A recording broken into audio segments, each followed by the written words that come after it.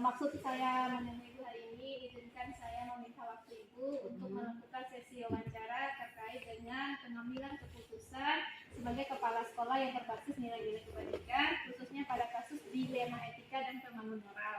Nah, sebelumnya Bu, silakan Ibu perkenalkan diri Bu. Ya, Assalamualaikum warahmatullahi wabarakatuh. Saya Beata Santauri, Kepala SMA Negeri 1 Batang Kapas. Saya juga sebagai pengajar praktik ya, angkatan 9. Oke. Terima kasih Bu atas kesempatannya. Izinkan, boleh saya langsung mengajukan pertanyaannya Bu? Iya, silakan Mbak Esa. Oke. Pertanyaan pertama Bu, selama ini bagaimana Ibu dapat mengidentifikasi kasus-kasus yang merupakan dilema etika atau pembangunan moral? Ya, seperti yang kita ketahui ya Mbak Esa, memang di sekolah karena kita sebagai lembaga yang dimana kita di situ adalah pembinaan kepada siswa-siswa kita, juga pembinaan kepada guru-guru kita. Tentu banyak kasus-kasus yang muncul yang seringkali dikategorikan sebagai dilema etika ataupun rujukan moral. Nah, dilema etika tentu kita mengetahui ini ya, bagaimana kita mengambil keputusan di antara dua kasus yang sama-sama benar tapi bertentangan. Sedangkan rujukan moral itu yang satu benar, yang satu salah. Nah, bagaimana kita harus mengambil keputusannya? Itu mengidentifikasinya itu ya kita dengan cara yang pengelompokan di awal dulu gitu. Kemudian baru kita ikuti prosedur berikutnya dalam mengambil mana yang harus kita lakukan. Berarti sesuai dengan 4 paradigma 3 itu ya Bu ya? 3 prinsip 9. Oke. Terima kasih Bu untuk jawaban pertamanya. Izin lanjut untuk pertanyaan ya Bu ya. Selama ini bagaimana Ibu melakukan pengambilan keputusan di sekolah Ibu, terutama untuk kasus-kasus di mana ada kepentingan yang sama-sama benar atau sama-sama mengandung nilai kebajikan? Ya, ini saya simpulkan saja ya Bu Esa ya. Saya lebih banyak mengambil keputusan itu berbasis kepada regulasi ataupun peraturan yang ada. Karena ketika kita berbasis regulasi atau peraturan, tentunya kita meminimalisir dampak negatif yang akan terjadi. Karena apapun langkah-langkah yang kita lakukan ketika regulasinya ada dan pas, apalagi sebelumnya kita sudah sepakat dengan regulasi itu, tentunya kita tidak akan memberikan dampak-dampak yang negatif terhadap keputusannya. Tergantung regulasi ya Bu ya. Oke Bu, lanjut Bu untuk pertanyaan ketiga. Langkah-langkah prosedur seperti apa nih yang biasa Ibu lakukan terkait dengan permasalahan tersebut selama ini? Ya, kalau secara teorinya kan ada 9 langkah ya sebelumnya. Cuman kalau saya simpulkan seperti ini langkahnya ini. Pertama tentu kita jelaskan dulu tipenya seperti apa, artinya kita identifikasi dulu. Setelah kita identifikasi, kemudian kita baru melibat siapa yang akan terlibat untuk menyelesaikan ini, komponen-komponen apa yang harus kita libatkan dalam menyelesaikannya. Nah, setelah komponennya jelas, misalnya ada kasus siswa, tentu ada wakil kesiswaan, pembina OSIS, wali kelas, guru BK, di sana dari jenjang dari yang di bawah sampai ke yang atas. Kemudian setelah selesai siapa yang terlibat, tentu kita kumpulkan data dan faktanya. Setelah selesai data dan faktanya ada, analisis lah. Kemudian setelah dianalisis baru kita pilih ini hasil analisanya, kasusnya diselesaikan seperti apa, berbasis apa, dengan paradigma apa, dengan pendekatan apa. Nah, setelah itu baru dipilih kasus. Tentu tidak lupa terakhir kita refleksikan. Atau kita timbang ya, ini cocok nggak ya, atau ini seperti apa. Oke. Terima kasih Bu, luar biasa penjelasannya Bu. Izin untuk pertanyaan selanjutnya Bu. Hal-hal apa saja yang selama ini merupakan tantangan dalam pengambilan keputusan tersebut Bu? Ya, kalau tantangan lebih banyak ke tantangan sosial ya. Tantangan sosial istilahnya kadang kita rasa belas kasihan, gitu, rasa kepedulian gitu. Nah, tapi seperti tadi kita kembali ke peraturan yang ada. Walaupun kita pertimbangkan peduli atau belas kasihannya, tetap kita berbasis ke peraturan. Oke, terima kasih Ibu. Selanjutnya Ibu, apakah Ibu memiliki sebuah jadwal tertentu dalam menyelesaikan kasus tersebut, atau ketika ada kasus Ibu langsung menyelesaikannya? Tergantung situasinya, tergantung kondisinya. Ketika kasus itu harus kita selesaikan cepat, ya saat itu kita selesaikan. Tapi kalau seandainya masih bisa kita tunda, mungkin kita analisa dulu dengan langkah-langkah yang tadi gitu. Kita gunakanlah, libatkan unsur-unsur yang terkait. Oke Ibu, terima kasih. Pertanyaan selanjutnya ya Bu ya. Adakah Bu seseorang atau faktor-faktor apa saja selama ini yang mempermudah atau membantu Ibu dalam mengambil keputusan terkait kasus tersebut? Iya, karena tadi Bu Esa di awal saya paparkan, setelah kita identifikasi kasus, yang kedua itu kan kita melibatkan siapa. Jadi yang sangat mempermudah dalam mengambil keputusan itu adalah keterlibatan tim. Jadi bagaimana kita ketahui seorang kepala sekolah adalah manajer di sekolahnya, tentu yang akan mengetahui teknisnya di bawah, kemudian bagaimana baiknya di bawah itu adalah tim-timnya, sehingga kita perlu melibatkan tim secara maksimal. Berarti ada tim ya Bu ya? Oke, terima kasih Ibu. Ini pertanyaan terakhir nih Bu. Ya. Nah, dari semua hal yang telah Ibu sampaikan tadi, pembelajaran apa nih yang Ibu dari pembelajaran apa yang Ibu dapatkan dari pengalaman Ibu terkait dengan keputusan berbasis permasalahan dilema etika atau bujukan moral? Pembelajaran yang saya ambil mungkin bahwa ketika kita menyelesaikan permasalahan dengan dilema etika ataupun bujukan moral dengan berbasis prinsip-prinsip ataupun paradigmanya, maka keputusan yang kita ambil itu lebih banyaknya ke arah yang tepat dan sangat meminimalisir dampak-dampak negatif terhadap hasil keputusan kita. Karena dengan urutan yang tadi seperti yang saya ceritakan sebelumnya itu sudah sangat runut gitu kan, sehingga kita bisa mengesampingkan komplain dan segala macam terhadap apa yang kita ambil. Nah, itu pembelajaran yang saya ambil. Kemudian yang keduanya selain urutannya tadi adalah bagaimana kita melibatkan tim dan kolaborasi yang kuat dengan stakeholder yang ada di sekolah maupun yang di luar sekolah.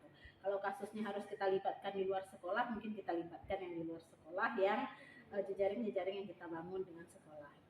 Oke, luar biasa sekali ya Bu ya, apa yang Ibu paparkan tadi terkait dengan bagaimana fungsi Ibu sebagai kepala sekolah dalam mengambil keputusan berbasis nilai-nilai kebajikan terkait dengan kasus dilema etika dan bujukan moral. Sekali lagi Ibu, terima kasih Bu atas waktu yang telah Ibu berikan. Mohon maaf Bu mengganggu aktivitas Ibu. Semoga apa yang Ibu lakukan ini menjadi ladang pahala untuk Ibu. Amin. Sekali lagi terima kasih ya Bu ya. Sama-sama Bu Aisyah. Assalamualaikum.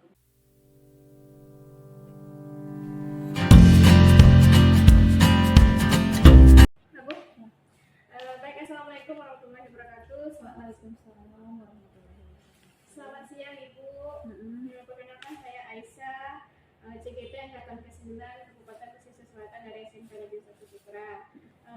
Maksud saya ke sini adalah saya ingin mengajukan beberapa pertanyaan kepada Ibu selaku Ibu Kepala Sekolah di SMK Negeri 1 Sutra terkait dengan pengambilan keputusan berbasis nilai-nilai kebajikan.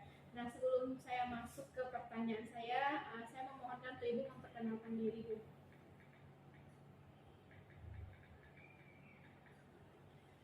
Baiklah, Assalamualaikum warahmatullahi wabarakatuh. Perkenalkan, saya Lili Suryati, Kepala SMK Negeri 1 Sutra, Kabupaten Pesisir Selatan, Provinsi Sumatera Barat. Sebelumnya terima kasih Bu atas waktu yang telah diberikan. Izinkan saya mengajukan pertanyaan pertama ya Bu ya. Yang ingin saya tanyakan yang pertama yaitu selama ini bagaimana Ibu dapat mengidentifikasi kasus-kasus yang merupakan dilema etika atau bujukan moral?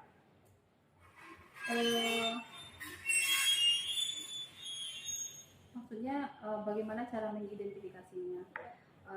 Sebagaimana kita tahu, tentunya itu harus berdasarkan dulu terhadap aturan-aturan yang ada. Contohnya apabila itu menyangkut pendanaan, berarti ada juknis pendanaan. Menyangkut kegiatan-kegiatan lain, itu juga punya juknis atau pedoman. Kemudian apabila aturan itu menyangkut kepada aturan sekolah, sekolah juga memiliki pedoman yang tertuang di dalam KOSP kita.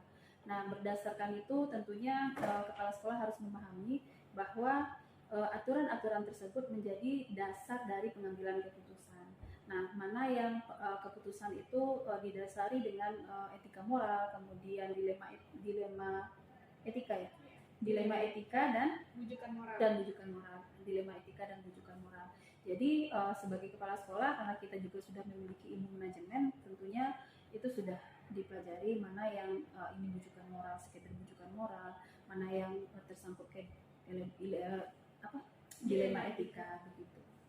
Oke Bu, tadi kan Ibu sampaikan terkait dengan manajemen sekolah. Bu, kalau seandainya terkait dengan peserta didik, apakah Ibu pernah menghadapi sebuah kasus yang berkaitan dengan dilema etika atau bujukan moral terhadap peserta didik Bu?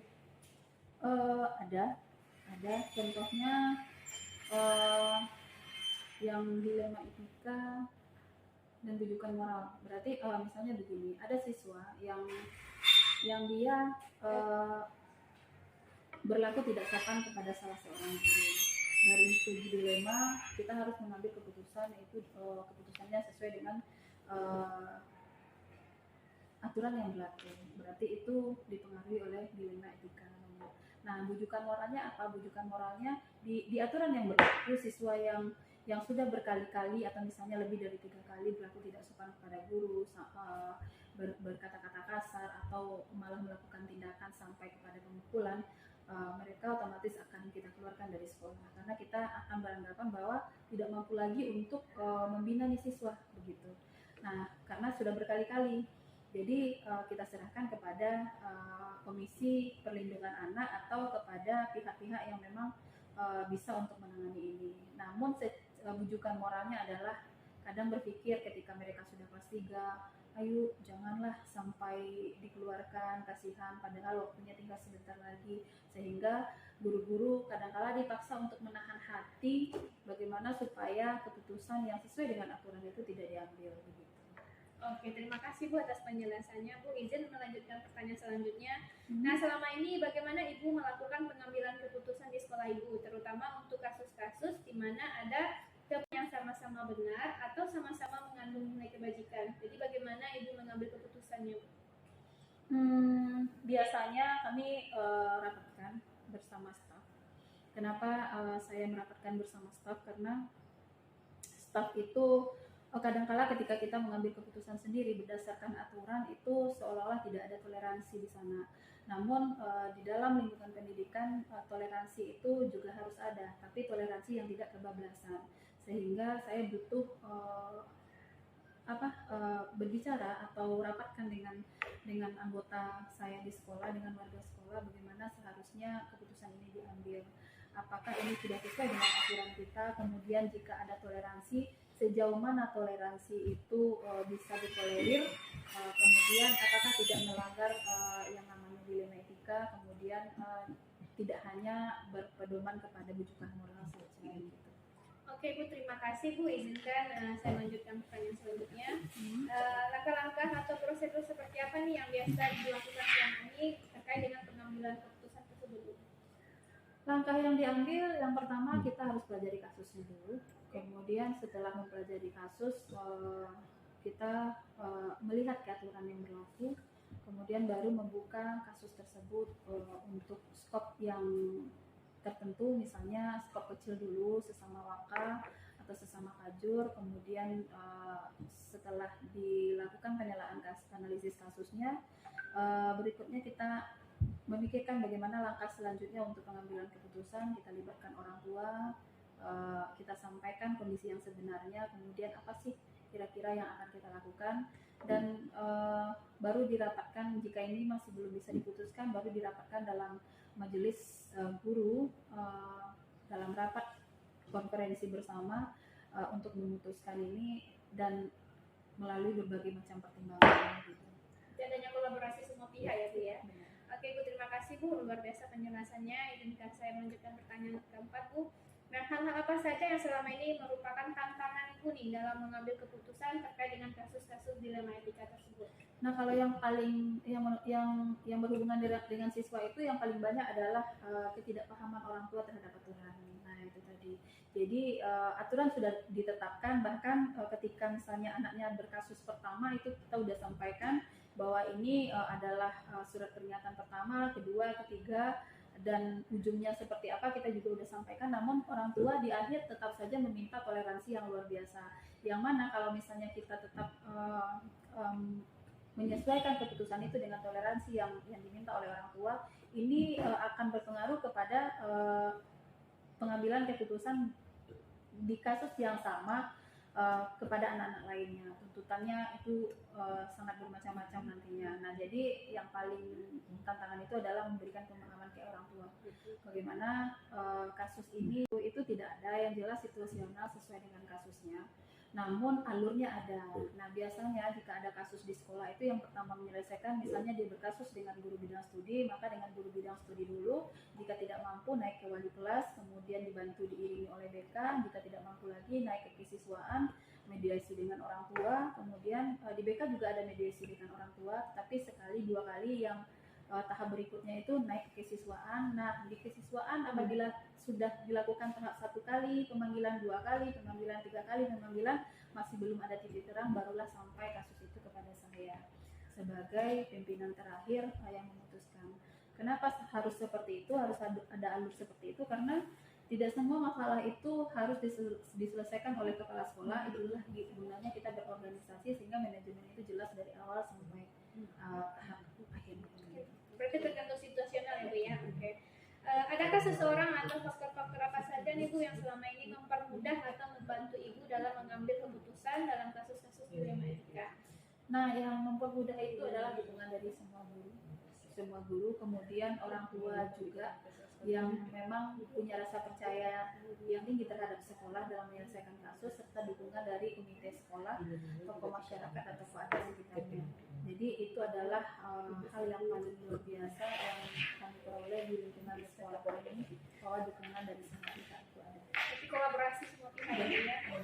Pertanyaan terakhir nih Bu, udah sampai ke ujung. Nah, dari semua hal yang telah Ibu sampaikan tadi, pembelajaran apa Bu yang bisa Ibu sampaikan kepada kami terkait dengan pengalaman Ibu dalam mengambil keputusan berbasis nilai-nilai kebajikan terkait dengan kasus dilema etika dan rujukan moral?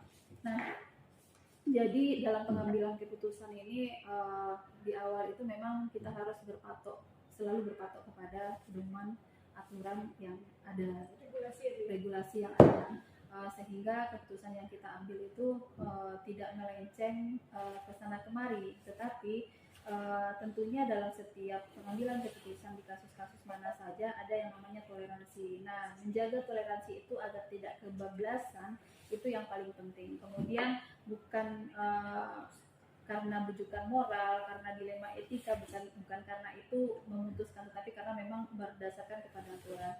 Nah, biasanya ada tahapan, ada 3 tahap biasanya, kalau saya tidak salah itu ada 3 tahap. Saya lupa tahapnya seperti apa, yang jelas semuanya harus diprioritaskan, tidak hanya bisa kita putuskan karena seperti ini, karena seperti itu, jadi ada harus toleransi sebanyak ini, sebanyak itu, tidak, tapi tetap mengacu kepada aturan-aturan. Luar biasa sekali Bu atas paparan dan penjelasan Ibu terkait dengan pertanyaan kami. Sekali lagi kami mengucapkan terima kasih yang sebesar-besarnya atas waktu Ibu. Semoga apa yang dilakukan dan Ibu berikan kepada kami menjadi ladang pahala yang untuk Ibu. Sekali lagi terima kasih Bu, izin saya pamit. Sama-sama Ibu Aisyah. Grogi dulu.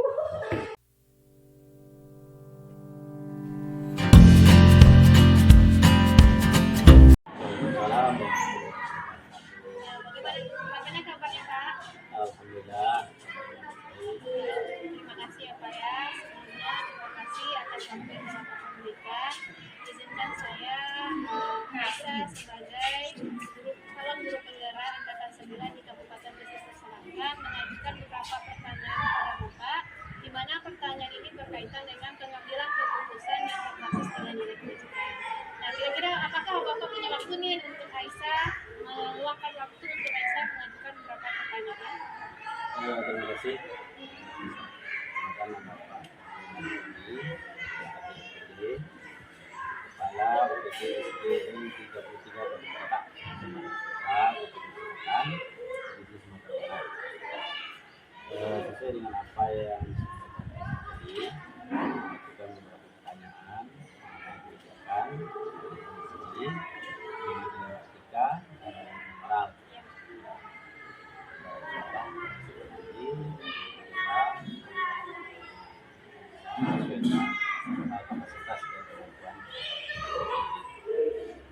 Sebelumnya terima kasih ya Pak atas waktu Bapak yang luar biasa sekali membantu kami bagaimana kami menggali ilmu-ilmu dari kepala sekolah yang ada di khususnya di Kabupaten Pesisir Selatan. Izinkan Pak saya mengajukan pertanyaan pertama, di mana pertanyaan ini berkaitan dengan apakah selama ini bagaimana Bapak dapat mengidentifikasi kasus-kasus yang merupakan dilema etika atau pembangunan moral. Baik.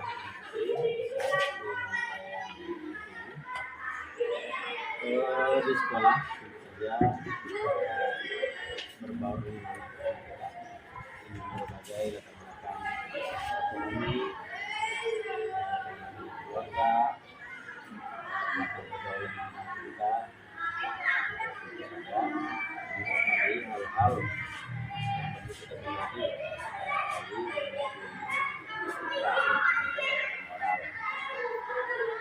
tentu saja kita sebagai kepala sekolah dan guru di sini kita melihat mengidentifikasi masalah-masalah yang mengenai kita,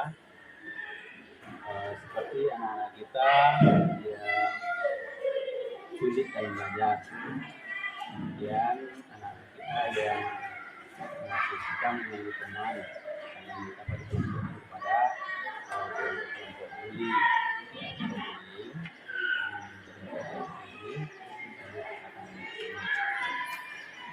Tentu saja mengenai jika anak kita yang suka menjadi teman, kemudian sulit belajar dan keluar di waktu dari banyak hal lain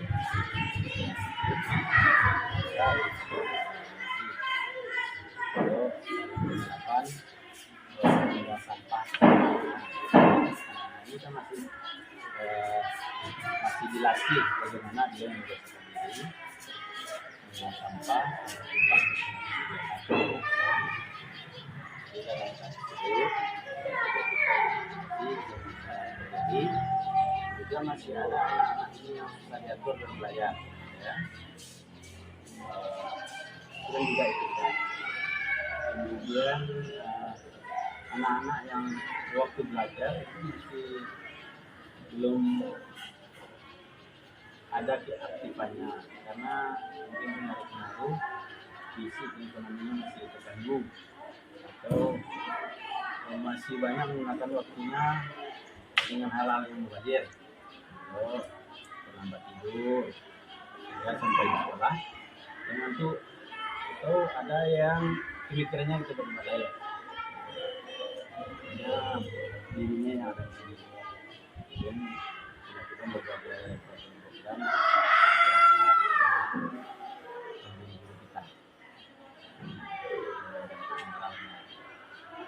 Ini tuh yang Oke, terima kasih ya Pak ya atas jawaban Bapak. Saya menyimak dari apa yang Bapak sampaikan tadi, ternyata masih banyak hal-hal yang perlu kita benahi ya Pak, baik terhadap kesiapan belajar siswa, latar belakang siswa, anak-anak yang sudah belajar dan lainnya. Izinkan saya melanjutkan pertanyaan kedua ya Pak ya. Silakan. Selama ini bagaimana Bapak melakukan pengambilan keputusan di sekolah Bapak, terutama untuk kasus-kasus di mana masih adanya kepentingan yang sama-sama benar atau sama-sama mengganggu nilai kebajikan? Terima kasih, Aisyah. Kita lanjutkan dari keterangan Bapak. Kami di sekolah ini, yang pertama sekali kami mengambil keputusan secara bersama dan selesaikan kepada anak. Keputusan diambil di sini di awal kita beraktivitas, kita itu mengambil kesepakatan bersama. Apa yang akan kita terapkan, kita ambil bersama meminta para guru-guru mengenai pertama catatan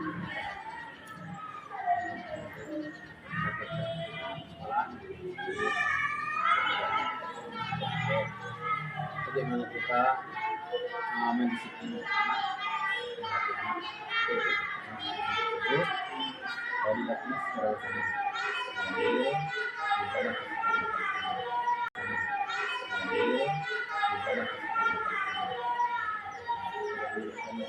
Dalam kurikulum kita, ya, jadi dari hingga bagaimana kita dari ini melaksanakan. Kemudian mengidentifikasi anak-anak tadi, Bapak mengerjakan itu pembinaan anak ya, anak dan guru. Jadi dari awal sini lengkap untuk pada tanggal 28 Februari 2022 ada 5 orang anak yang salah dan Aziz, Asraf, Jenta, Abraham, jadinya ke-6. Gimana masalah yang dia alami itu? Dia melihat pada waktu kemudian bagaimana solusi yang bisa jadi bapak itu jadikan dia begini nasihat yaitu pembinaan yang dia lakukan tadi katanya itu bukan katakan begini yang tepat. Jadi ada pembinaan kita harus bersikap jadi kata itu melatih kita bagaimana kita cinta kepada air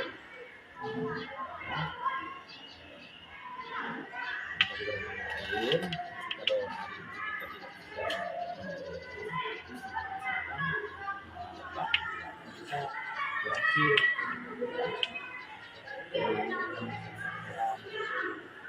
dan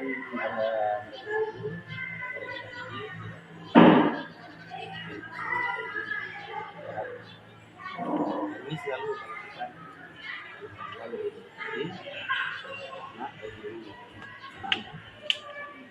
masalah ini tidak tahu serta-merta. Jadi kadang-kadang masalah ini kalau ini tidak selesai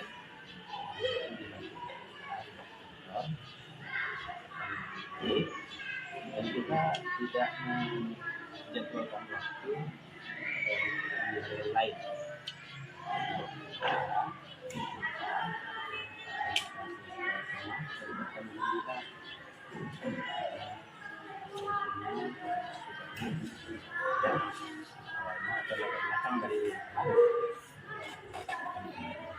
Yang kita jalankan dalam rangka menjelaskan mengenai ya. Kemudian pesan-pesan tersebut yang patut disosialisasikan kepada anak kita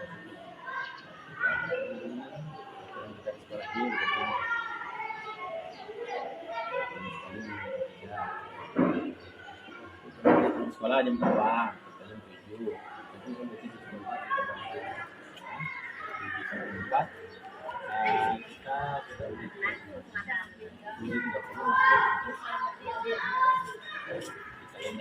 kita mendiskusikan lalu kita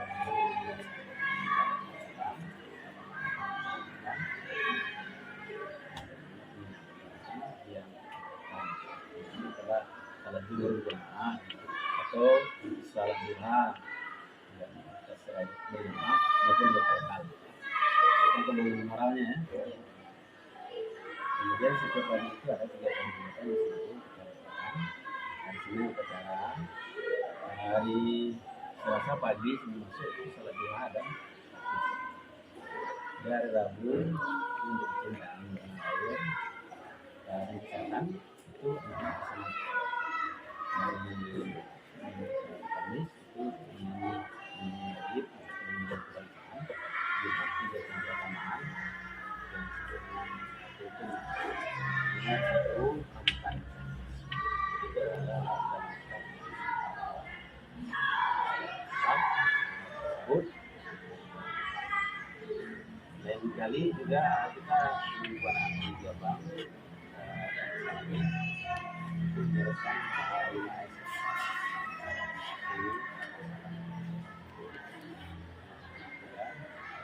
sudah biasa guru-guru datang dia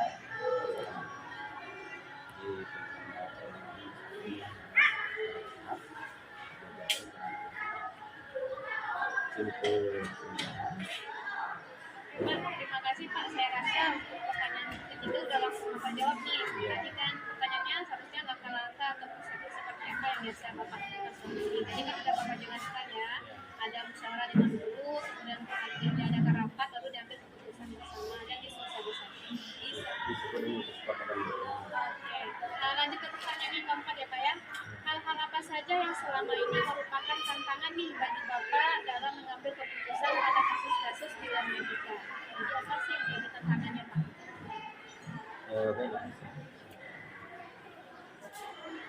keputusan di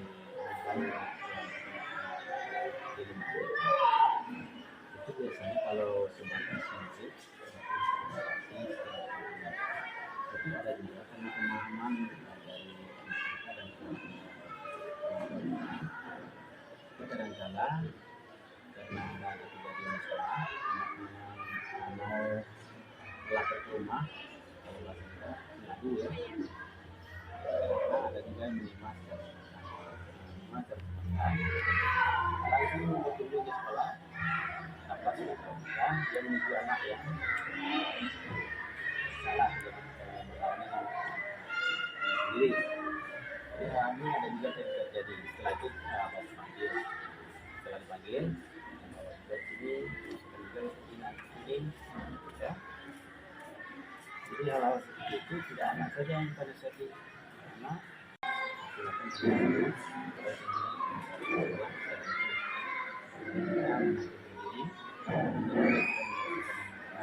Kalau kita menjadikan anak, berarti kita berserta juga dengan orang tuanya mungkin.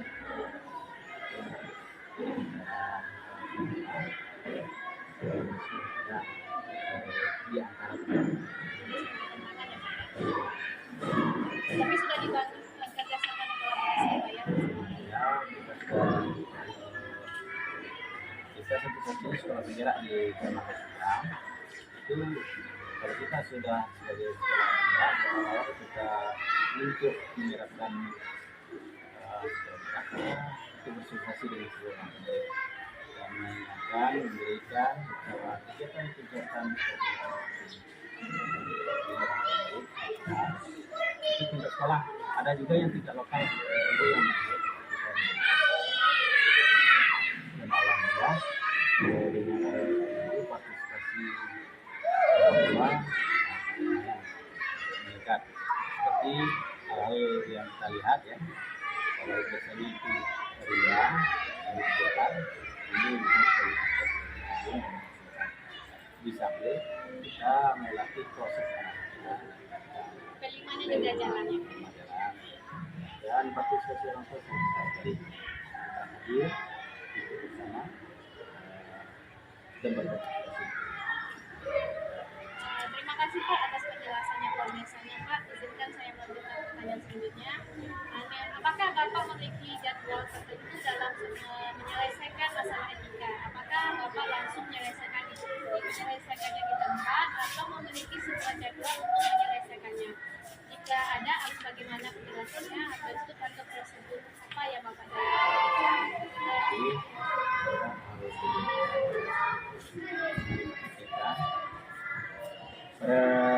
hal yang berlalu itu kita tidak sama dengan jadwal. Tidak terjadwal itu.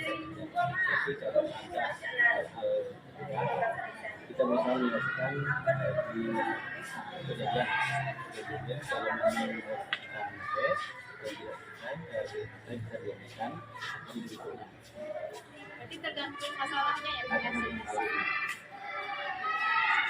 Itu selanjutnya Pak, adakah nih Pak seseorang atau faktor-faktor apa saja selama ini yang mempermudah atau membantu Bapak dalam mengambil keputusan terkait dengan kasus dilema etika ini? Apakah ada orang lain yang membantu atau faktor-faktor apa saja? Terima kasih. Faktor-faktor atau ada pihak ketiga yang membantu. Tentu saja kita sebagai manusia terlepas dari yang lain. Segala sesuatu yang jadi kalau kita di sekolah ini kita bekerjasama dan berjalan berkolaborasi dengan kemudian juga ada orang tua sensitif kita serap sama dengan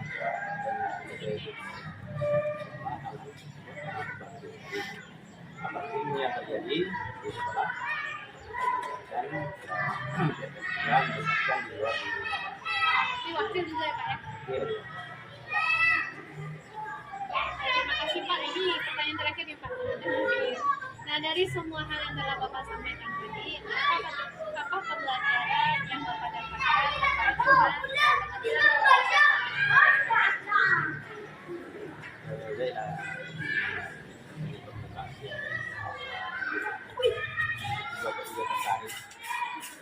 masalah segala sesuatu yang tidak bisa kita kerjakan. Itu awalnya dari sekali kita ketik kita akan melakukan sesuatu itu harus kita bawa dengan kita untuk beroperasi. Cuma kalau keputusan yang itu punya kendala yang dihadapi. Tapi kalau kita sudah membuat kesepakatan bersama, membawa bersama itu kita memutuskan, jadi aspirasi itu tumbuh dari mereka. Kan aspirasi yang timbul dari mereka itu lebih tinggi atau intensitasnya dari keputusan yang datang dari mereka. Jadi kalau sesuatu itu sudah dibuat secara kita punya tanggung jawab, kita merasa memiliki, aspirasi itu sudah ringan. Inilah yang Bapak lakukan. Kemudian sudah bisa diputuskan, tapi resaksi kita yang seperti ini dapat dijalankan dengan beberapa orang guru. Kita kan sudah kesempatan 6 apa 1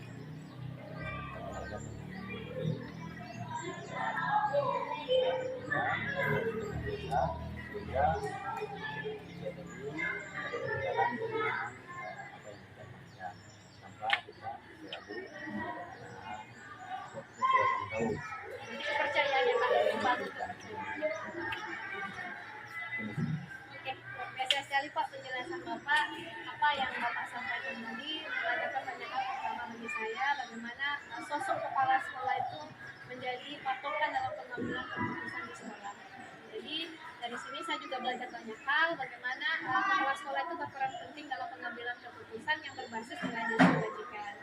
Oke Pak, sebelumnya terima kasih banyak nih Pak atas waktu yang telah Bapak berikan. Semoga Allah membalas kebaikan Bapak dan apa yang kami lakukan ini adalah upaya kami untuk menjadi perubahan dalam dunia pendidikan. Sekali lagi terima kasih ya Pak ya. ya bagi Bapak sebagai guru sekolah sebagai agen perubahan karena Bapak juga salah seorang sekolah sekolah Ya.